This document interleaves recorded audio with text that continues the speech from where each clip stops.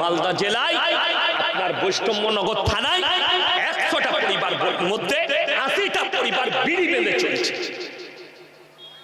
কথাটা ঠিক বললাম না ভুল বললাম? তোমার বউ বিড়ি বাঁধে আর তুমি তার পয়সা খাচ্ছ চায়ের দোকানে বসে, আর লোককে বলছো আমি মুমিন, আমি নামাজ তো পড়ি।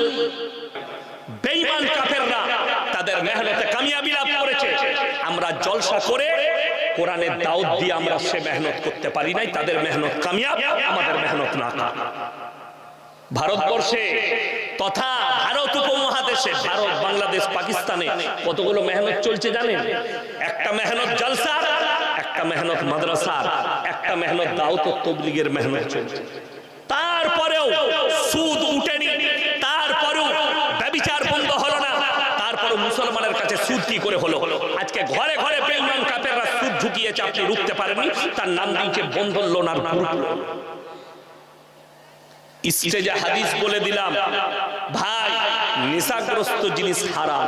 আর আপনার মালদা জেলায় আপনার বৈষ্ণবনগর থানায় 100টা পরিবার মধ্যে 80টা পরিবার বিড়ি বেঁধে চলছে। কথাটা ঠিক বললাম না ভুল বললাম? তোমার বউ বিড়ি বাঁধে আর তুমি তার পয়সা খাচ্ছ চায়ের দোকানে বসে, আর লোককে বলছো আমি মুমিন, আমি নামাজ তো পড়ি। আবে তোর নামাজ কবুল হবে না, তুই বইয়ের গোলাম। যে বইয়ের ইনকামে খাচ্ছে তার থেকে বড় পাঁঠা কেউ আছে? সে তো পাঁঠা।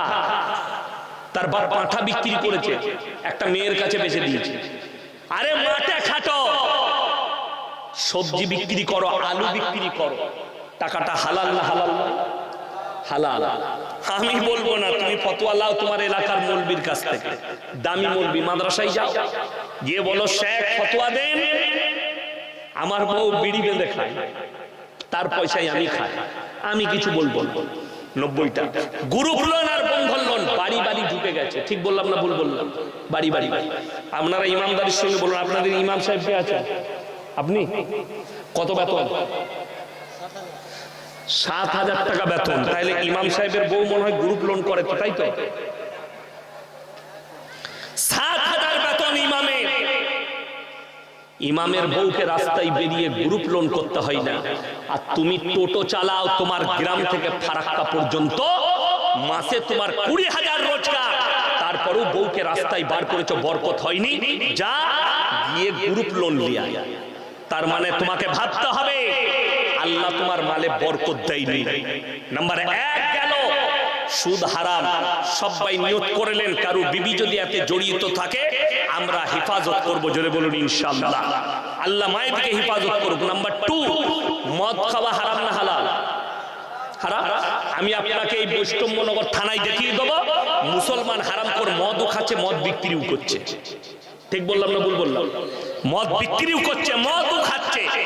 তাইলে তুমি তোমার ইমামের কথা মানলে কোথা? আলেমের কথা মানলে কোথা? মদ স্পর্শ করা হারাম। এই বোতলটাই যদি মদ থাকে, এটাকে স্পর্শ করা শরীয়ত বলছে হারাম, ইসলাম বলেছে স্পর্শ করা যাবে না। নেশাগ্রস্ত জিনিস তোমাদের জন্য স্পর্শ করা হারাম। আজকে মুসলমানের কাছে হালাল কি করে হয়ে গেল? সুদ কি করে হালাল হলো?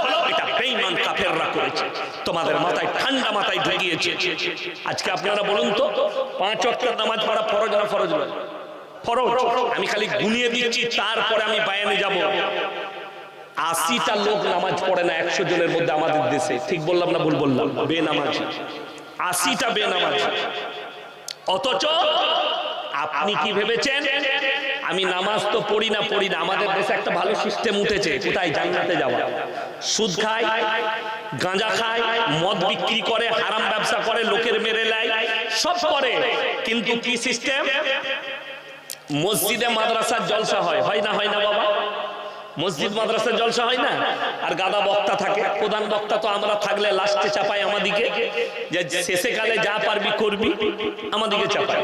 তো আজকে আলহামদুলিল্লাহ আমার পরে আরো 2 জন ভালো ভালো বক্তা আছেন, একজন কাটিহারের আছে আর একজন আসামের আছে আমার পরে। আজকে আমি তবলিগি জলসা বলবো। এই জলসাগুলো কি হয়? সুদ খায়, সুদ। ও দেখছে জান্নাতে যাবার এর থেকে বড় সুযোগ আর কিছু নাই। কিসে?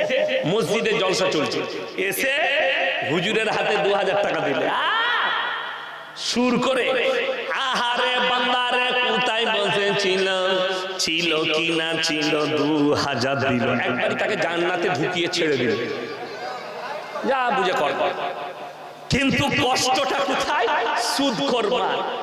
আচ্ছা, সুদখোর টাকা দিয়ে, আরে শুনে রেখে দেন, জেনে শুনে যদি কোনো মাদ্রাসা কমিটি সুদ খাবার সুদের টাকা নেয় আর যদি মাদ্রাসায় লাগায়, জানবেন সেই মাদ্রাসায় বরকত থাকবে না। কোন মসজিদ কমিটি জেনে শুনে যদি সুদের টাকা, হারামের টাকা মসজিদে লাগায়, কিন্তু আমাদের দেশের অবস্থা কি জানেন? আলেমদিকে আপনারা এত ছোট করেছেন, এত ছোট করেছেন, মসজিদ কমিটি হারাম করে একজনা নামাজ পড়ে না, সেক্রেটারি নামাজ পড়ে না, ও তো হারাম হালালের বিচার জানবে কি?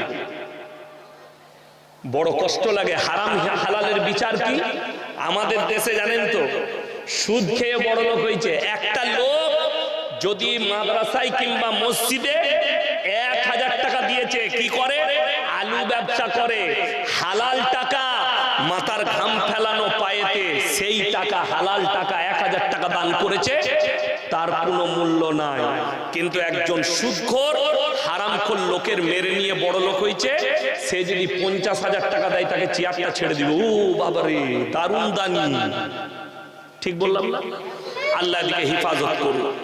শুনেলেন মুসান্নাফ ইবনে আবু শাইবার হাদিস, রাসূল আকরাম সাল্লাল্লাহু আলাইহি ওয়াসাল্লাম তিনি বর্ণনা করলেন, হে আমার সাহাবীরা শোনো, কিয়ামতের পূর্বে মসজিদগুলো নামাজিতে ভরে যাবে, যখন গোটা পৃথিবীতে ইসলাম প্রতিষ্ঠিত হয়ে যাবে। জোরে বলুন সুবহানাল্লাহ। সাহাবীরা বললেন, ইয়া রাসূলুল্লাহ, নামাজিরা কেমন হবে? নবীজি বললেন, তারা হবে সুদখোর নামাজি, হারামখোর নামাজি, হারাম খাবে আর বড় বড় অট্টালিকা বাড়ি তৈরি করবে, তাদের মধ্যে ইমানদার একজনও থাকবে না। আজকে কম্পিটিশন কিসের চলছে জানেন?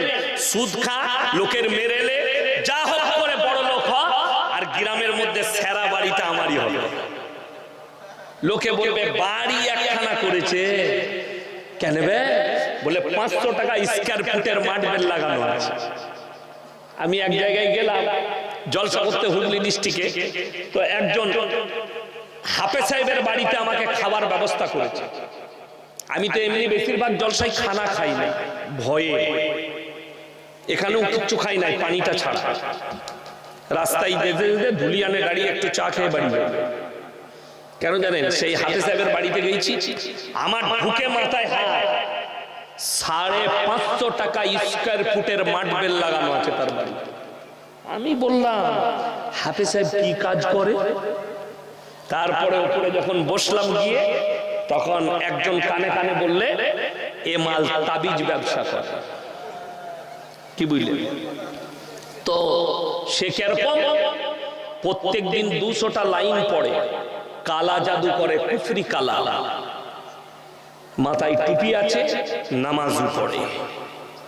তো আমি আমার ড্রাইভারকে বললাম, আমাকে বললে, হুজুর কি খাবেন? আমি কি কি রেঁধেছ? শুনেন, হারামের পয়সায় কি কি রান্না করা যায়। আপনার জন্য খাসি ভুনা করেছি, কাবাব আছে, শাম্মি কাবাব, আপনার জন্য পায়রার গোশত, কবুতরের মাংস, দেশি মুরগি, আপনি যেটা খাবেন। আমি বললাম, আমার অম্বল করে গেছে, ঢেকুর উঠছে। ড্রাইভারকে বললাম, পানির বোতল নিয়ে এসো। 2 ডোক পানি খেলাম, স্টেজে গেলাম। নামার পরে আমার হাতে ধরে বললে, এত কিছু আয়োজন করেছি, কিচ্ছু খাবেন না? আমি বললাম, যা খেয়েছি অতি পেট ভরে গেছে, আর যা দিয়েছি ওটা সামান্য। সে আর আসে নাই, সে লোক পাঠিয়েছে। কেন? আমি যা দিয়েছি তাবিজের লেগে, সে মাল আর আমাকে জীবনে দাওয়াত দিবেন। কষ্টটা কোথায় বলে দিই? এই হারাম হালালের বিচার না করার কারণে। আপনাকে আমি আমার গোপন কথা বলে যাচ্ছি, আমি যতগুলো জলসা করি, 100টা জলসার মধ্যে 80টা জলসায় খানা খাই না। তার অনেকগুলো কারণ আছে, আমি কারণগুলো বলতে পারবো না। আমার আল্লাহ জানে আর আমি জানি, আমার আল্লাহ জানে আর আমি জানি। আজকে বহু গ্রামে জলসা হচ্ছে, এই ইমাম দিকার আলেম দিকে পরামর্শ না নেওয়ার কারণে, আলেমকে ইমাম না মানার কারণে এরা জুলুম করে চাঁদা দিয়ে জলসা করছে। একটা গরিবকেও জুলুম করছে অনেক গ্রামে। জলসা করবে, এই তোকে 1000 টাকা চাঁদা লাগবে, বেচারা খেটে খায়, পয়সা নাই। জোর জবরদস্তি মস্তান জলসা করবে, দিনের কাজ। কে বললো তোমাকে যে জুলুম করে চাঁদা দিয়ে জলসা করতে হবে? জায়েজ নাই। শরীয়তে জলসা করার প্রয়োজন নাই। জলসা না ফরজ নয়, ওয়াজিব নয়, সুন্নত নয়, নফল নয়। জলসা ভালো কাজ, এর দ্বারা নেকি পাওয়া যায়, লোক কোরআন হাদিসের কথা শুনবে, এর দ্বারা মুসলমান কেউ ঈমান আনতে পারে। অমুসলিম ভাই লাভ আছে, কিন্তু মাথায় রাখবেন জুলুমবাজি করে চাঁদা তুলে জলসা করা যাবে না। আমাদের দেশে একটা অমুসলিম আর মুসলিমের পার্থক্য বলে দিই। আমাদের দেশে মাজারের ওরস করবে, গাড়ি আটকিয়ে চাঁদা তুলে করছে, ওরস করছে। তাইলে একটা অমুসলিম ভাই সে পুজোয় চাঁদা তুললে তোমার গায়ে লাগে কেন? কথাটা বুঝতে পারবে? তুমি বলছো পুজোয় এরা চাঁদা তুলে গাড়ি আটকিয়ে পুজো দিচ্ছে, তুমি তোমারটা আগে বলো না, তোমার মুসলিমদের কথা বলো যারা এত বড় খারাপ কাজ করছে, একটা ওরস করছে লোকের কাছে চাঁদা তুলে গাড়ি আটকিয়ে। আমার বন্ধুগণ, আমার ভাই, হারামটাকে হারাম বলতেছি ভুল। আমাদের মতো আলেমরা আল্লাহর কাছে পাকড়াও হব, আল্লাহ কিয়ামতের দিনে পাকড়াও করবেন। কোরআনে আছে ইন্নাল্লাযীনা ইয়াকতুমুনা মা আনজালাল্লাহু মিনাল কিতাব ওয়া ইয়াশতারুনা বিহি সামানান কালীলা উলাইকা মা ইয়াকুলুনা ফি বুতুনিহিম ইল্লান নার।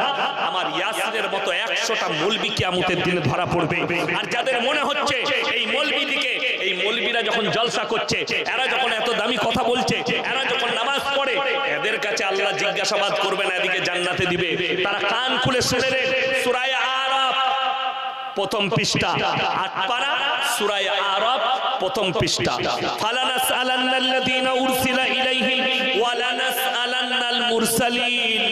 হে আমার নবী বলো, পৃথিবীতে মৌলবি মোল্লারা তো অনেক দূরের কথা, আমি কিয়ামতের দিনে নবী পয়গম্বর রাসূলকেও দাঁড় করাবো, তাদেরকেও জিজ্ঞাসাবাদ করা হবে, তাদের উম্মতিকে জিজ্ঞাসাবাদ করব।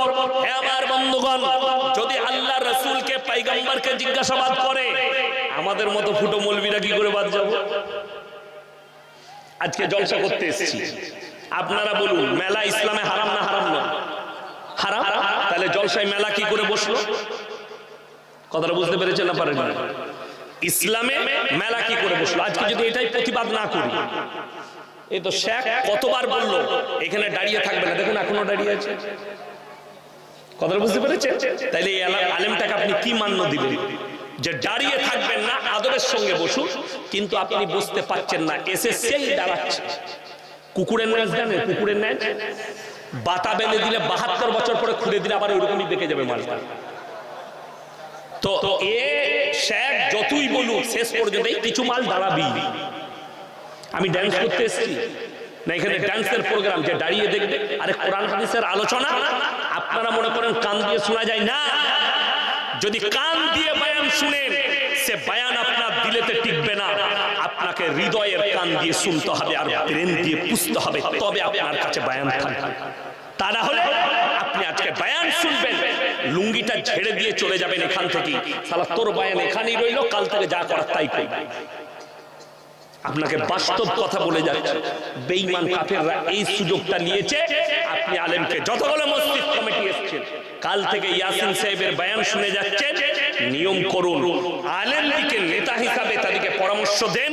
আপনারা হকটা দাঁড়িয়ে বলুন, কার গায়ে লাগবে সে মসজিদে আসবে না। যার মনে হবে যে আমি হারাম কাজ করব, তুই আর মসজিদে আসিস না, হারাম খাবা, কিয়ামতের দিনে মুলাকাত হবে। আর যদি মনে হয় যে হারাম, এটা হারাম, আমি বুঝতে পারছি এটা হারাম, তাহলে ওই জায়গাকে অ্যাভয়েড করে ইস্তেগফার করে মসজিদে এসো, ইমামের প্রতি ভক্তি বাড়বে। আর আমি বলে যাচ্ছি, সেই আলেম জান্নাতে যাবে এবং আপনিও জান্নাত পাবেন। তা না হলে আমার মতো 100টা মৌলবি কিয়ামতের দিনে ধরা পড়বে। আল্লাহ তাআলা বললেন, হে আমার নবী, যারা নিজেদের পেট চালাবার জন্য, নিজেদের স্বার্থের জন্য আমার আয়াতকে গোপন করে দেয়, এই মৌলবিরা নিজেদের পেটেতে আগুন ছাড়া আর কিছু ভরে না। আমি কিয়ামতের দিনে এই সমস্ত মৌলবিদিকে কঠিন আযাবে মুবতালা করে দেব। ওই মৌলবিরা কঠিন আযাবে পড়বে যারা মানুষের কাছে হকটা তুলে ধরে না। আজকে শুনেলেন, আপনি আমাদের মুখে কুলুপ এঁটে দিয়েছেন যে আলেমরা হক কথা যেন বলতে না পারে। জানেন, বাংলাদেশের মোবাইল খুলে দেখেন, আলেমরা কথা বলতে গেলে কত বাধা পড়েছে। ঠিক বললাম না ভুল বললাম? কত বাধা। আলেমদিকে স্টেজে শিরকের বিরুদ্ধে কথা বলছে একজন বক্তা, তাকে এসে বাধা, তাকে মারার চেষ্টা, কত রকমের কাজ চলছে, কত রকমের তর্ক বিতর্ক। আমার একটা ভিডিও ভাইরাল হয়েছে, মরা বাড়ি মানুষ মারা গেলে তার খানা রান্না হলে কি পদ্ধতিতে মেহমানদারি করাবে, এই মুর্শিদাবাদে আপনার নদিয়ায় চাঁদঘর মাদ্রাসায় একজন মানে সে বলতে চাইছে যা হোক করে মরা ঘরে রান্না করে খাবো, আপনি খালি হালাল বলে দেন। আমার সঙ্গে স্টেজে তর্ক, একটা প্রশ্ন বারবার করছি বারবার, আর ওইটা দেখছি কিছু লাড্ডু পীর তার চ্যানেলে ছেড়েছে, ইয়াসিন সাহেব উত্তর দিতে পারেন, তোদিকে হাদিস কোরআন দিয়ে ঢেকে দেবো। আমি তো ওখানে হাদিস বলেছি যে যে বাড়িতে মাইয়াত হবে 3 দিন তার বাড়িতে চুলা জ্বলতে দিও না, এটা প্রতিবেশীর হক, এটা রাসূলের হাদিস,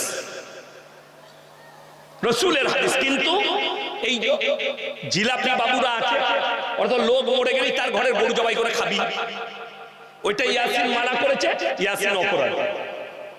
বড় কষ্ট লাগে আমার ভাই, দিনটাকে যদি নিজের মতো করে বুঝেন আপনি বেঈমান কাফেরের অনুসারী হয়ে যাবেন। আজকে দেখেন হিন্দুস্তানের মাটিতে, আমি বলতে চাই হে হিন্দুস্তানের মুসলমান, এই আলেমদিকে স্থান আলেম না চিনতে পারার কারণে আজকে দেখতে পেলাম ভারতের সব থেকে বড় শিল্পপতি, তার নাম হচ্ছে গৌতম আদানি, মাথায় করে চাদর নিয়ে আপনার আজমিরে খাজা বাবার মাজারে চাদর চড়াতে গেছে। আপনারা বলুন তো উনি কোথাকার মুসলমান? মুসলমান না হিন্দু? তাড়াতাড়ি বলুন। হিন্দু। আচ্ছা, কবরস্থান পাক পবিত্র জায়গা না অপবিত্র? পবিত্র জায়গা। আচ্ছা, সেখানে কোনো অপবিত্র লোক যেতে পাবে? আমি বলবো এই মাজারে যে গুটকাখোর আর জিলাপি হুজুরগুলো আছে তাদেরকে বলবো আদানিকে জিজ্ঞেস করুন ফরজ গোসল কি কি, পবিত্রতা কাকে বলে তাকে জিজ্ঞেস করো। পবিত্রতা, আরে পবিত্রতা তো দূরের কথা, আমার বয়ানে আছে, শোনো রাসূল আকরাম সাল্লাল্লাহু আলাইহি সাল্লামের হাদিস, পরিষ্কার পরিচ্ছন্নতা হচ্ছে ঈমানের একটা অঙ্গ।